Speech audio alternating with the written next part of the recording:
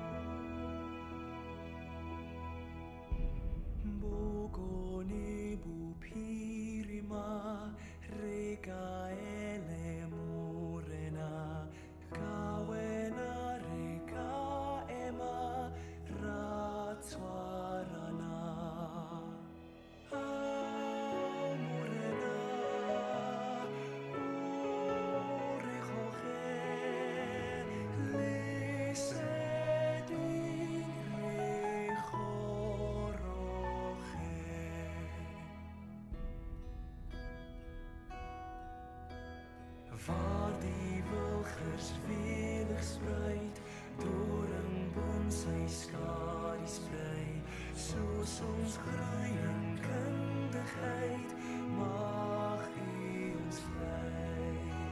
Sien ons hoe hier lei met die hand, laat U sien rus oor ons land.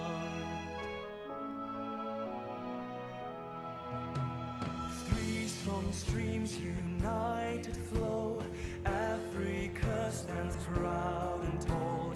As we learn, we trust, we know, God is in control. Bless us, O Lord, guide us with grace. May Northwest be blessed always. Bless us, O Lord, sien ons hier. Oris Jehovah sen morena, sien ons, bless us, O Lord.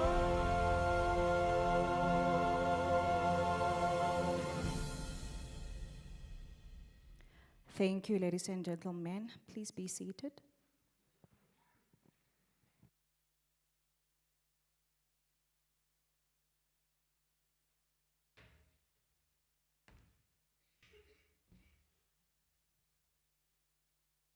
Good evening, ladies and gentlemen.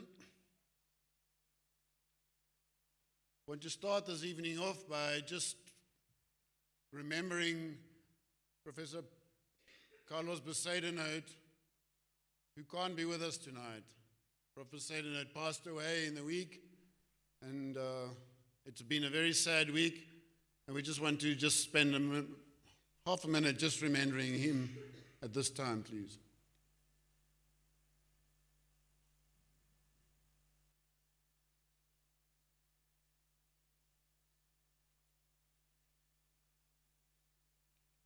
Thank you.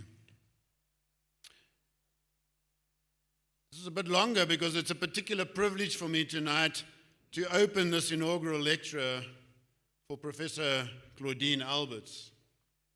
I say particular because This is not simply a colleague's achievement I'm here to celebrate. It's one that I've had the privilege of watching unfold over the past 8 years. I was a very small part of the process where Claudine was appointed into the School of Geospatial Science, and in the years I've watched her career take shape with something between pride and quiet amazement. Academia is not always a kind place to those who enter into it. Some arrive full of promise, spend years searching for solid ground beneath their feet, trying to find their voice, their niche, their rhythm. It's hard and honest profession, and finding your footing is not a small thing. And then there are those that arrive, and rather than searching for their footing, they simply take flight. They thrive, they shine. Claudine belongs unmistakably to the second group. She has risen like a morning star, steady, bright, and impossible to overlook. Those of us who work alongside her often find ourselves asking the same question: where does she find all the hours in a day? Because it's impossible to do as much as she does. Anyway, tonight I'm going to open with a Bible reading. And the first reading I'm going to take from the book of Genesis 2, verse 15. Then the Lord God took the man and put him in the Garden of Eden to tend and keep it. The second reading is Psalm 104, verse 24 and 25. How many are your works, Lord? In wisdom you made them all. The earth is full of your creatures. There is the sea, vast and spacious, teeming with creatures beyond number, living things, both large and small. These readings remind us of two truths that sit at the very heart of tonight's lecture. Genesis reminds us that the human beings, each person in particular, were placed in this world not to use it without thought, but to use it responsibly and to protect it. A task assigned to us from the very beginning of time. And the psalm reminds us why that responsibility matters so deeply. The sheer abundance of wonder of what we have been given, the sea of vast and teeming life beyond counting. Claudine's career in many ways has been lived in the space between these two verses, between the wonder of what exists and the responsibility to protect it. Tonight she shares with us the decades spent doing exactly that. Let us bow our head in prayer. Heavenly Father, we gather here this evening to celebrate and give thanks for Claudine's academic journey thus far. We thank you for the blessings and the talents with which you have gifted her. Bless the celebration tonight, O Lord, and pour your abundant love on Claudine and her family this evening. Thank you for bringing colleagues, family, and friends safely to this venue tonight. Bless the food that we'll share after the ceremony, and bless the hands that have prepared it and will serve it. Finally, Father, we ask that you guide each person safely to their home and places of rest at the end of the celebration. We pray this in Jesus' name. Amen.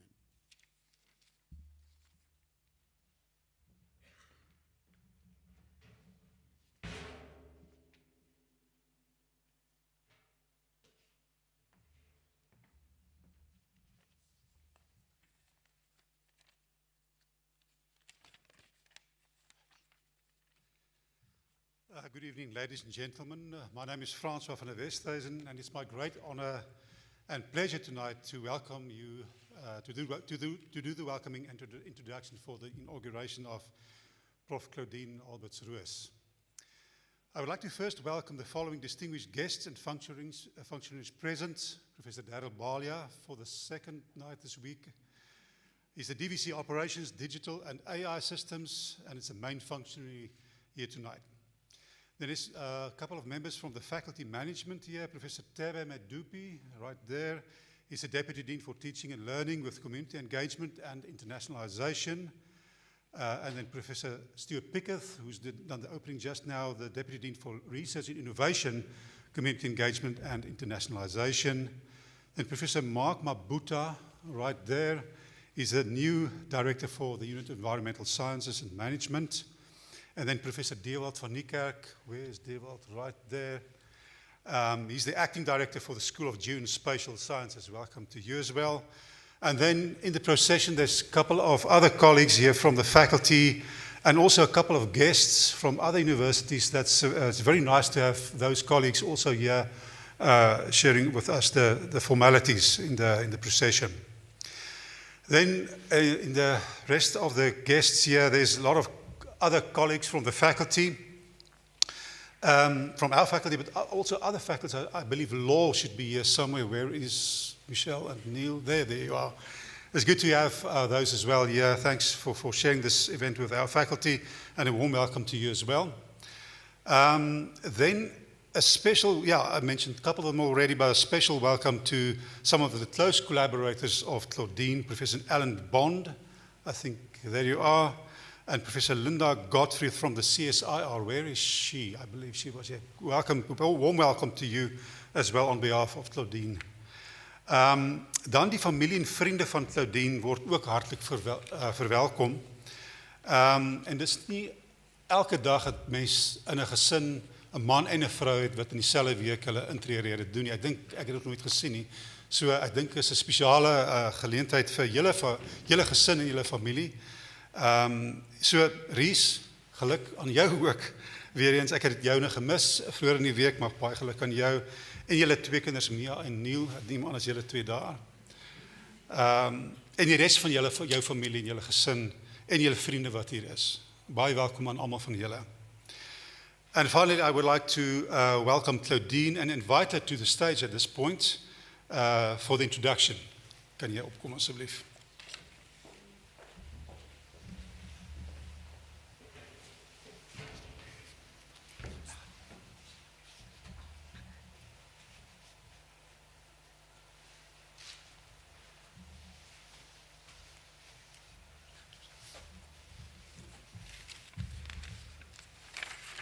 I'm now going to read the biography of Professor Claudine Alberts. Professor Claudine Alberts, previously Roos, née Nieuwoud, was born in Krugersdorp on 8 February 1983, grew up in Vochvel with her parents Dani and Marcel van Vuren, and matriculated from Hoërskool Vochvel in 2001. She completed her BSc in Biological Sciences with distinction, followed by a Master of Environmental Science cum laude and a PhD in Environmental Science at the Northwest University.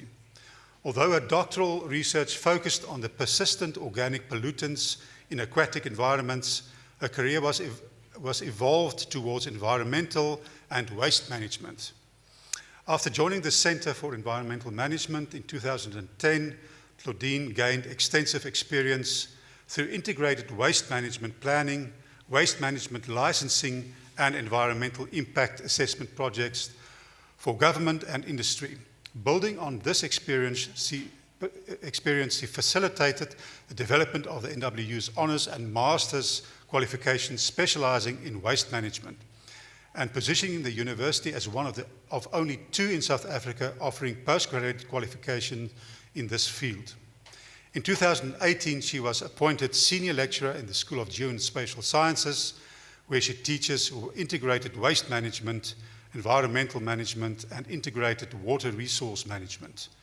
Her commitment to teaching excellence was recognized with the University Teaching Excellence Award in 2022. Professor Alberts is an NRF C2-rated researcher whose work focuses on environmental management instruments, particularly integrated waste management, waste law and governance, and responsible waste management in protected areas. She is a member of the Protected Areas Research Group, PARG, whose research has informed best practice principles for waste management in protected areas, integrated waste management planning, and the development of SunParks-wide integrated waste management strategy.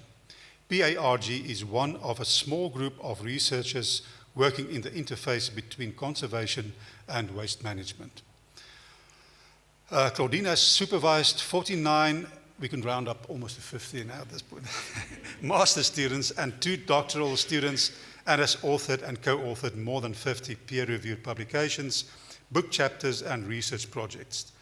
She is particularly proud of the impact of a postgraduate student's research, which has informed waste management policies and strategies, strengthened national waste information systems, influenced municipal waste planning, and supported more substantial or sustainable waste management practices in government and industry. Away from work, Claudine's greatest joy is her family, who's all here. She shares life with her husband, Roos, and her 2 children, Mia and Neil, and 2 dogs as well. Congratulations, we listen to you, Claudine. Thank you very much. It was yours. Thank you.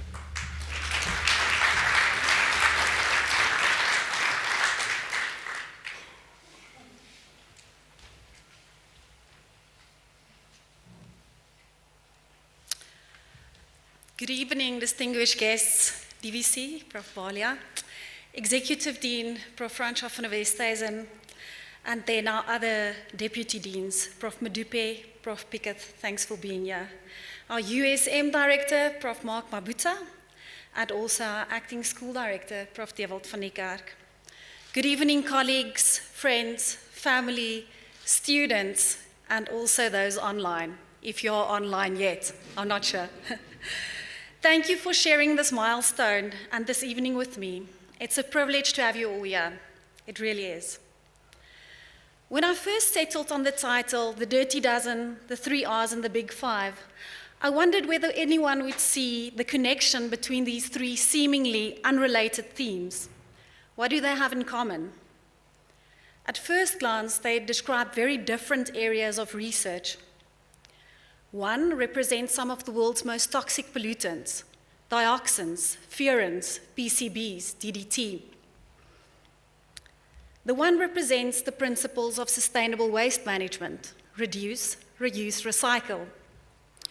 And the other has become an international symbol of African conservation and the landscapes it represents.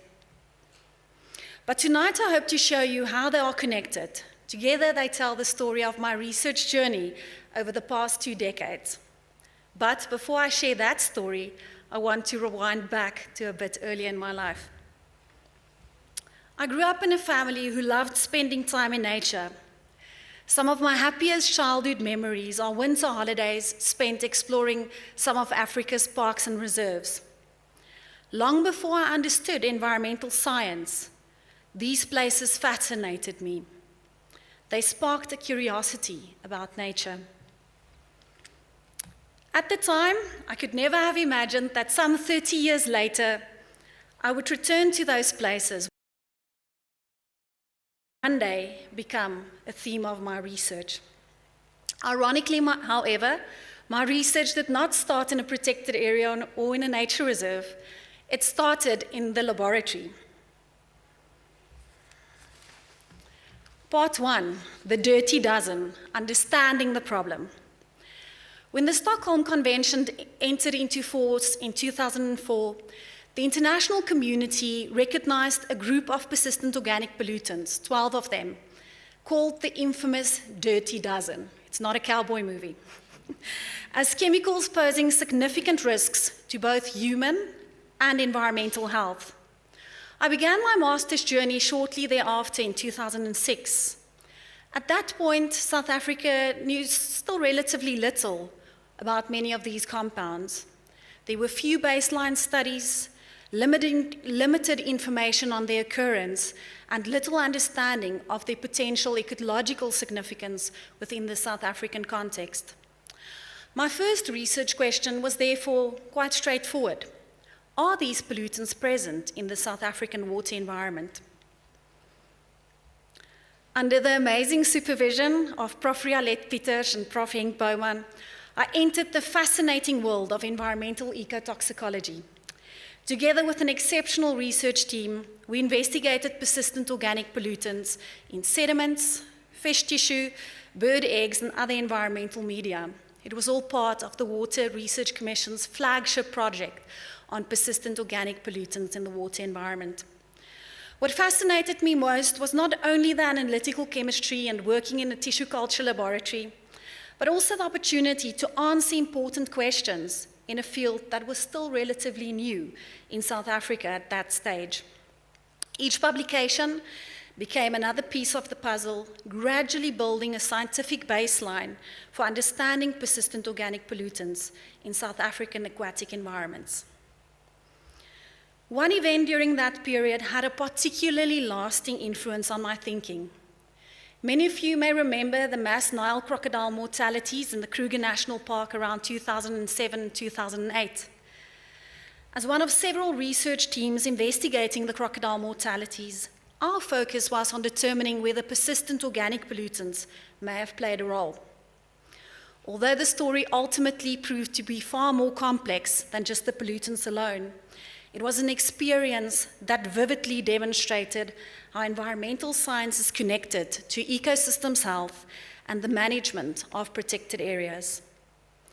Perhaps the most important lesson from this phase of my career was a simple one. Understanding pollution tells us what has happened. It does not necessarily tell us how to prevent it. That realization led to the next question.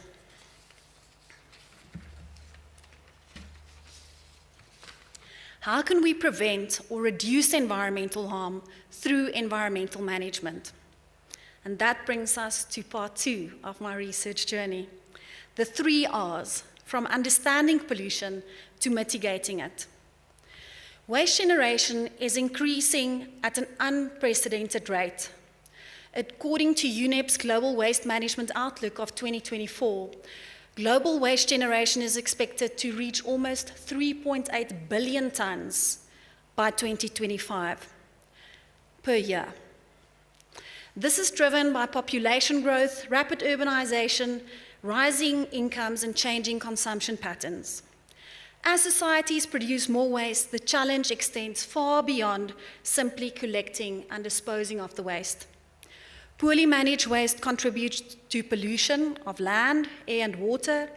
It accelerates climate change through greenhouse gas emissions, threatens biodiversity, and places additional pressure on Earth's already strained natural systems. In a world where several of our planetary boundaries have already been exceeded, effective waste management is about more than keeping our environment clean. It is about reducing humanity's environmental footprint. It's about conserving finite resources and supporting the transition towards a more circular and sustainable future. When I joined the Center for Environmental Management in 2010, moving into waste management felt like a natural progression. I wasn't leaving pollution research behind. I was moving upstream. If pollution is often the consequence, waste is frequently one of the causes. My work focused on understanding how we can manage waste effectively to ultimately avoid or reduce pollution. Sorry. Initially, much of this work was highly practical, involving waste management licensing, environmental authorizations, integrated waste management planning, and national initiatives such as the Presidential Outcome 10 program to address unlawful waste disposal sites. During this period, I had the privilege of working alongside mentors such as Professor Johanel and Mr. Tienus Meyer, whose guidance and practical insight played an important role in my development as an environmental management specialist and as a researcher. These experiences were invaluable because they exposed me to the realities of environmental management beyond the laboratory. They taught me that environmental management is really only about science. It is about translating scientific knowledge into policies, into plans, and decisions that can be implemented in the real world. A particularly rewarding opportunity was helping to establish one of South Africa's first postgraduate specializations in waste management at the Northwest University. Developed through the DST CSIR Waste Roadmap Initiative, led by Professor Linda Godfrey, and championed at the Northwest University by Professor Francois Retief, the master's program has grown to graduate more than 80 students. I didn't supervise them all myself, since 2017. Many of these graduates now work in municipalities, consulting firms, industry, and government across South Africa. It has reminded me that one of our greatest contributions as academics is not only the knowledge that we create, but also the people that we help develop.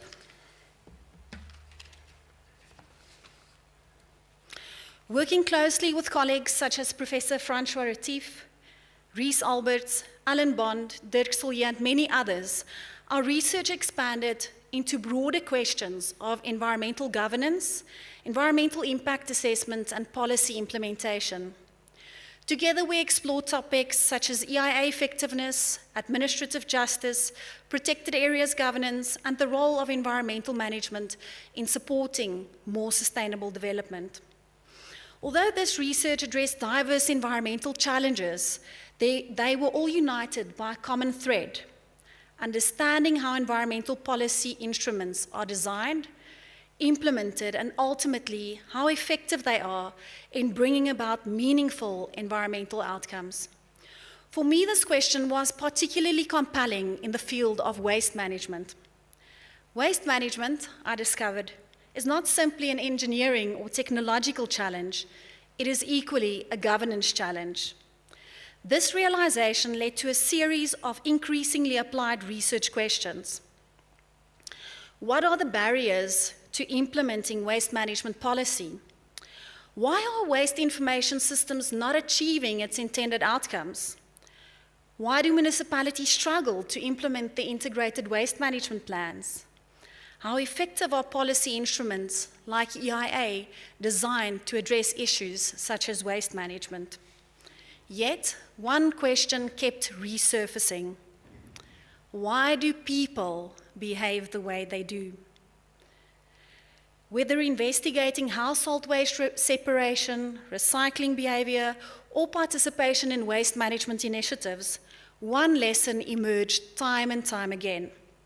People generally know what they should do, but knowledge alone does not change behavior. Behavior is shaped by attitudes. It's shaped by social norms, convenience, situational factors. It's shaped by governance. Understanding waste management, therefore, required understanding people. This growing interest in the human dimensions of waste management led to an exciting international collaboration between the Northwest University and the Norwegian University of Science and Technology, after receiving the SANU Young Researchers Award. Together with Professor Isabel Richter, Dr. Nicholas Neef, and colleagues from both institutions, we investigated the behavioral drivers behind the continued use of plastic carrier bags, those we use for grocery shopping. Although regulations have been introduced to limit their use, they remain one of South Africa's most visible and persistent waste challenges. By combining behavioral science, optimistic futures thinking, and stakeholder engagement, the project aimed to better understand how individual choices can support the transition to more sustainable alternatives. By this stage, I had come to realize that waste management is about much more than just managing waste. It is about understanding people. It's about influencing behavior. It is about strengthening governance. Ultimately, it is about making better environmental decisions. But should waste be managed the same everywhere? If environmental management is shaped by context, what should responsible waste management look like in places where conservation comes first? Final part of my lecture, part 3. The Big Five. What should waste management in protected areas look like? Protected areas exist for fundamentally different purpose from cities, industries, or municipalities. Their primary objective is not service delivery, it's not economic development, but the conservation of biodiversity and ecological integrity. Globally, waste management in protected areas is increasingly recognized as an area requiring greater research attention. Poor waste management poses a growing threat to many of these areas, while visitors also expect ecotourism destinations to demonstrate sound environmental practices. Yet, despite its importance, very little research had explored waste management within these protected areas. By 2019, I had spent almost a decade researching waste management and environmental governance. At the same time, our Protected Areas Research Group had been investigating topics such as protected areas governance, environmental impact assessments in these areas, and protected areas management planning. Then we were approached by Sabi-Sandwiltuin to investigate waste management within their reserve. For me, that was the perfect opportunity to bring together my passion for waste management and my love of protected areas. At the time, we were thinking that we are embarking on a single research project, but instead, it became the beginning of an entirely new research direction. Our first question was simply, how is waste currently managed in protected areas? Ultimately, we wanted to understand the opportunities and challenges for waste management within Sabi-Sandwiltuin, this private nature reserve. To answer this question, we combined interviews, site observations, and document analysis to gain a deeper understanding of waste management within the reserve. Our findings confirmed that waste management in these settings presents a unique set of challenges that cannot simply be addressed through conventional municipal approaches. Human behavior emerged as one of the most significant challenges, with participants highlighting negative attitudes towards waste management, resistance to change, and limited stakeholder buy-in when it came to waste projects. Reserve management also identified practical barriers, such as the remote location and size of the reserves, limited financial and human resources, competing conservation priorities, and the need to balance waste management with visitor expectations. On the brighter side, the research also highlighted important opportunities. Participants recognized the potential for waste management to create local employment, while managers also emphasized greater accountability through true cradle-to-grave approaches. Education and awareness were also acknowledged as being essential for improving waste management both within the reserve and in neighboring communities. Perhaps the most important insight was that human behavior featured just as prominently in the opportunities as it did in the challenges. The same behaviors that hinder responsible waste management could, if better understood, become the key to improving it. And this raised an obvious next question. What influences waste management behavior in protected areas? Building on the findings from the previous Sabi-San study, we wanted to better understand the factors influencing the waste behavior, the human behavior in the reserve. To do this, we applied an adapted theory of planned behavior framework.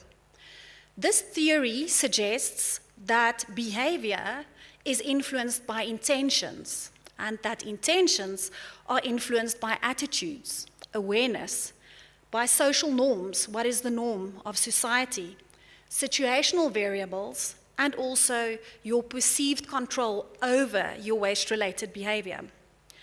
Our research participants in this case included the management authority, the commercial lodges within the reserve, and also non-commercial property owners.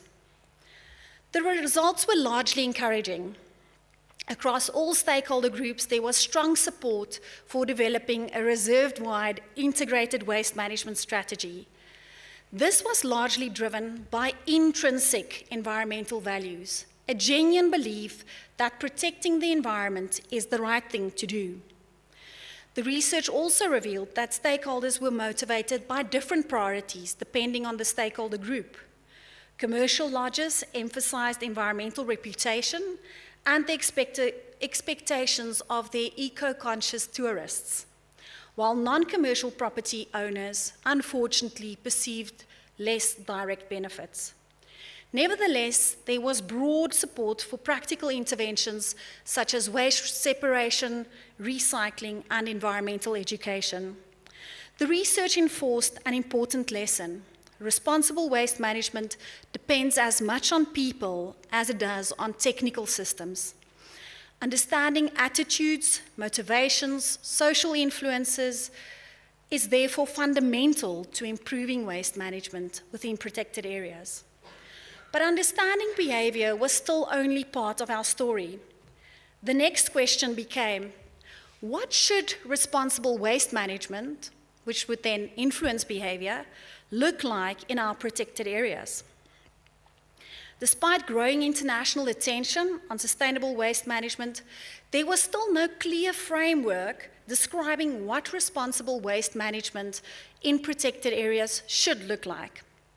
What principles should guide waste management where conservation is the primary objective? Rather than developing another technical guideline, we wanted to identify the principles that should underpin responsible waste management in protected areas. Principles that could be applied across different protected areas and across different management contexts. We started by grounding these principles in South African legislation and policy, and then drew on national and international best practice from the waste management and conservation literature. Finally, we tested and refined the proposed principles through a specialist workshop, ensuring that they were practical and that they were aligned with the unique objectives and operational realities of protected areas.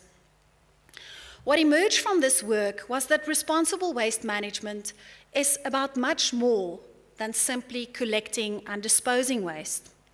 It was about protecting ecosystems, about preventing pollution, about implementing the waste management hierarchy, providing appropriate infrastructure. It's about building partnerships, and lastly, it's about creating benefits for people living alongside these protected areas.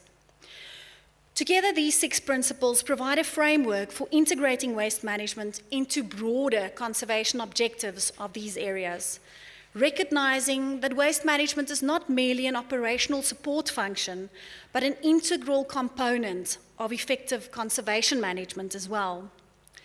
Beyond their academic contribution, these principles are already being adopted by SANParks as part of their draft integrated waste management strategy. However, effective waste management ultimately depends on how these principles are embedded into the day-to-day planning of our protected areas. This led us to ask, to what extent are they already incorporated into our protected areas planning?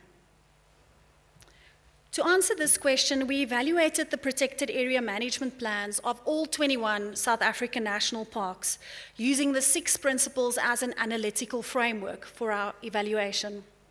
Through a systematic content analysis, we assessed the extent to which each principle was incorporated into park planning. The findings revealed that although waste management was recognized across many parks, it is seldom treated as a conservation priority. While many plans addressed operational aspects such as waste services, infrastructure, and waste separation, far fewer translated these into measurable objectives or explicitly linked responsible waste management to biodiversity conservation. The research highlighted an important opportunity. If waste management is to contribute meaningfully to conservation outcomes, it must become embedded within protected area planning and management.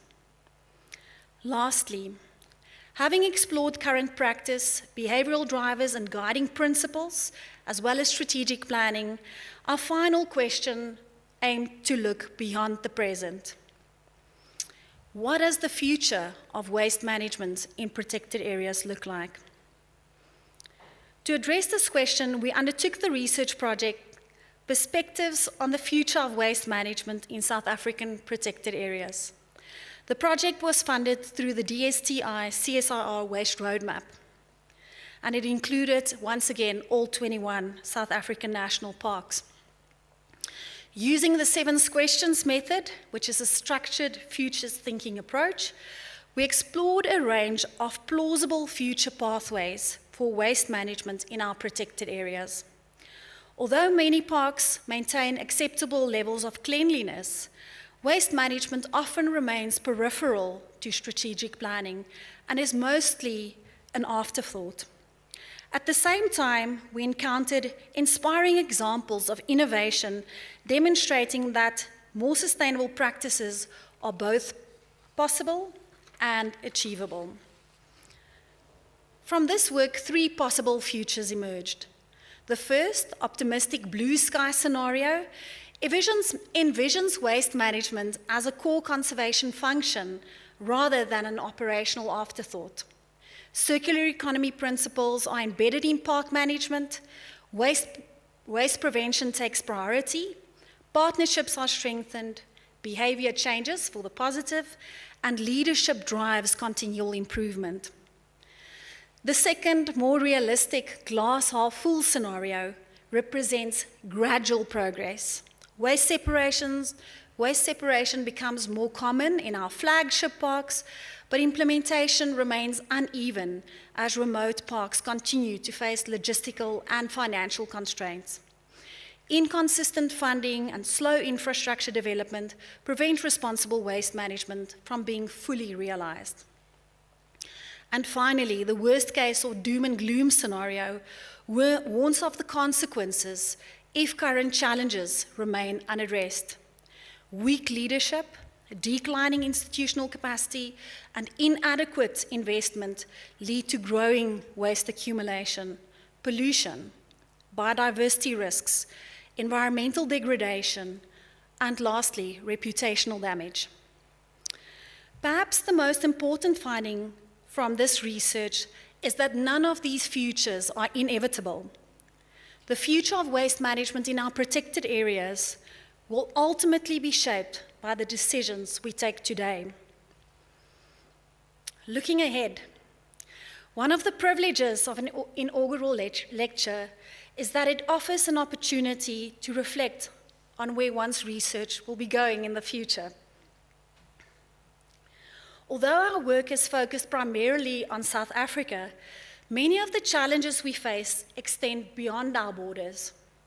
Protected areas across Southern Africa face similar pressures: increasing tourism, growing waste generation, remote locations, limited infrastructure, and the need to balance conservation and the well-being of surrounding communities. These shared challenges create valuable opportunities for collaboration and for knowledge exchange. Our next chapter has already begun. Through the doctoral research of Kerrigan Harper, we extended our work into Etosha National Park in Namibia, using an expanded theory of planned behavior framework to explore the factors shaping responsible waste management behavior in the park. Building on our South African findings, the study also refined the framework guiding this research.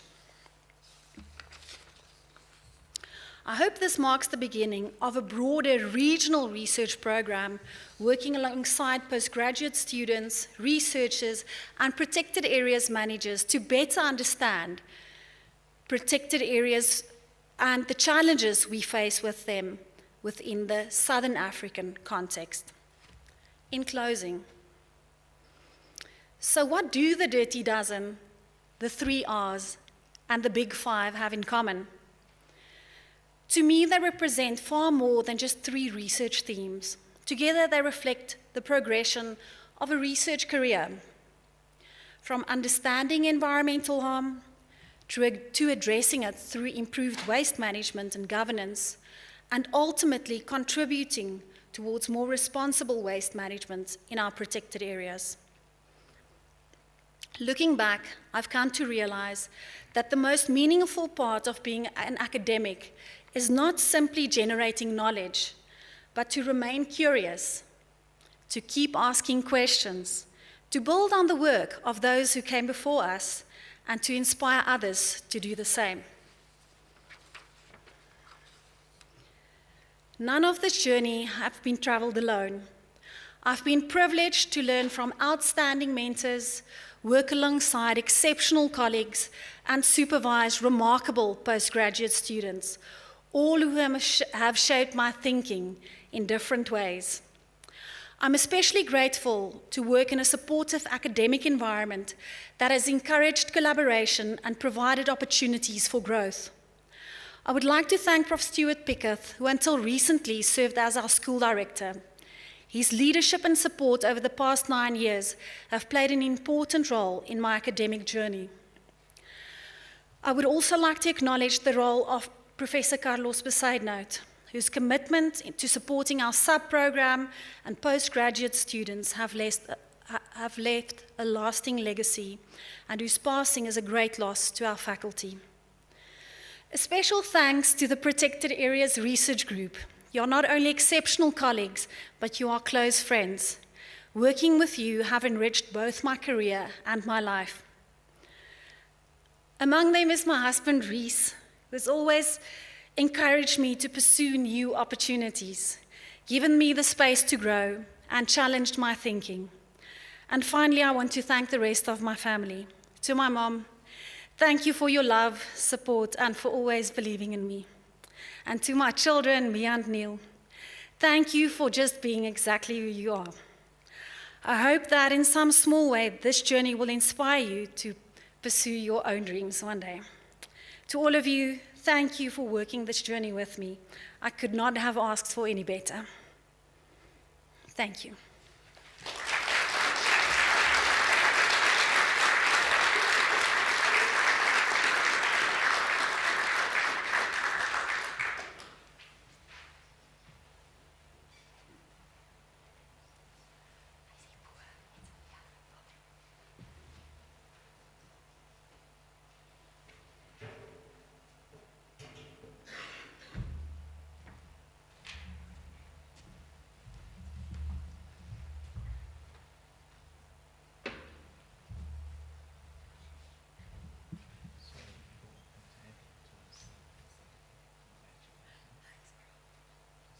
It's you.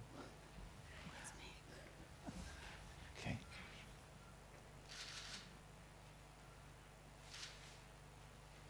Okay, thank you. No, just wait.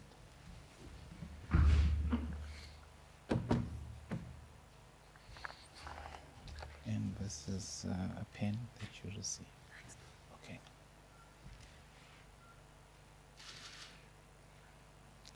Okay, you can just stand.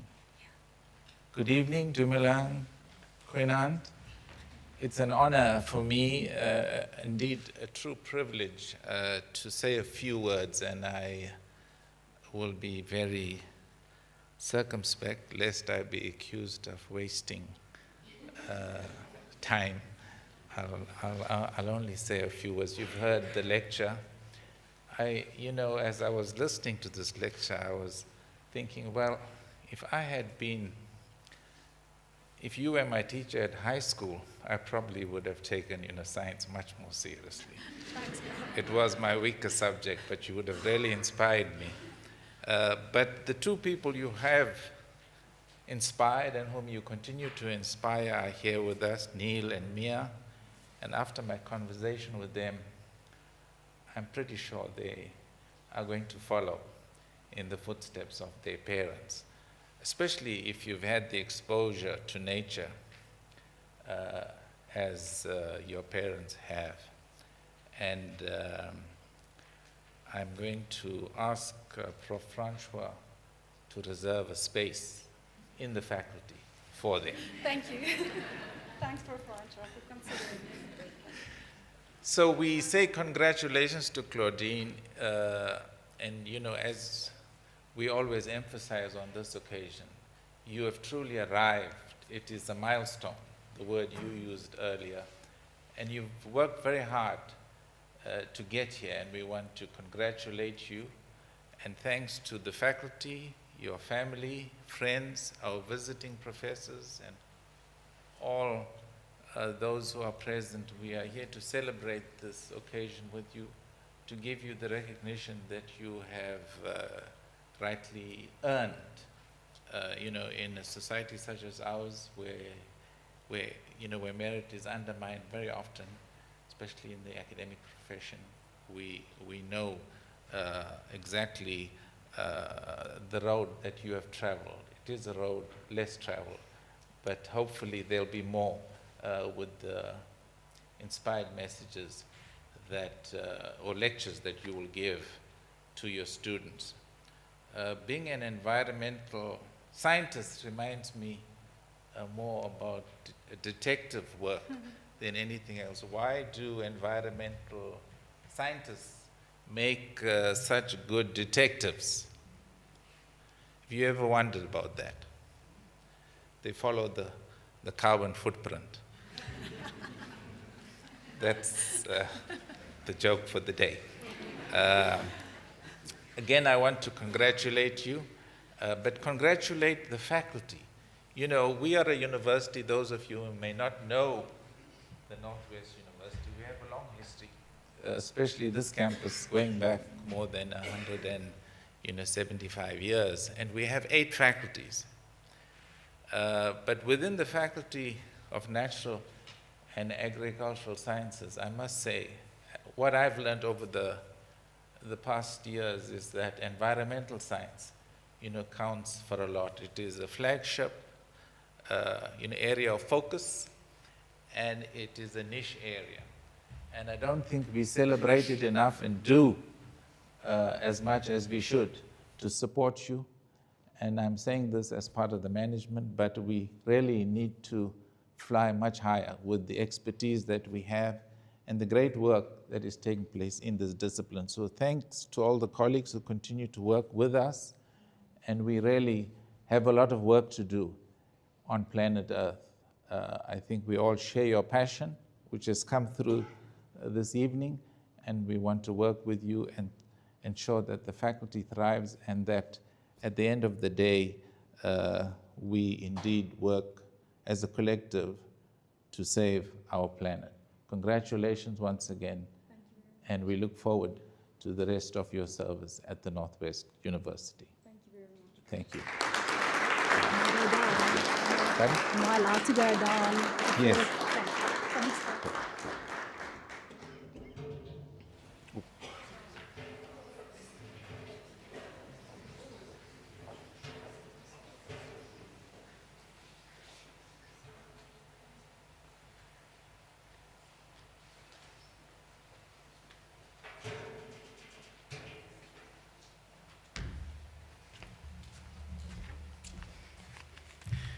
Good evening, ladies and gentlemen. After that wonderful, excellent, and inspiring lecture by Professor Claudine, my role is just to close the event and thank everyone that is involved. First, I would like to thank Professor Claudine for an excellent lecture. It is very clear what her contribution is to the field. We are very proud to be associated with you, and also for hopefully you'll inspire more future students to follow your path. I also want to thank Professor Darrell Balia for presenting the certificate and for the wonderful message, always with 1 or 2 jokes that we remember for a long time. Thank you for that. And then also want to thank our Executive Dean, Professor Francois van der Westhuizen, who must be very tired after a long trip. He just arrived yesterday, but thank you for the wonderful introduction of the speaker. And then I want to thank my colleague, Professor Stuart Pickett, for the also very wonderful welcome. And of course, I can't leave out the family of Professor Claudine. I want to thank them for sharing her with us. And also to the organizers of today's event, in particular Emma. I hope I'm not leaving out other people. Thank you for making this all possible. And with those words, please enjoy the rest of the evening. Thank you.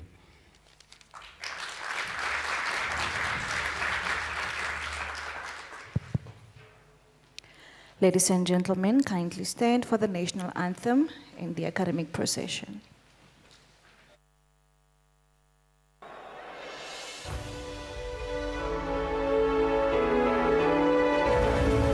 Così si geleri Africa, manu pagani su pono loaio, Israel.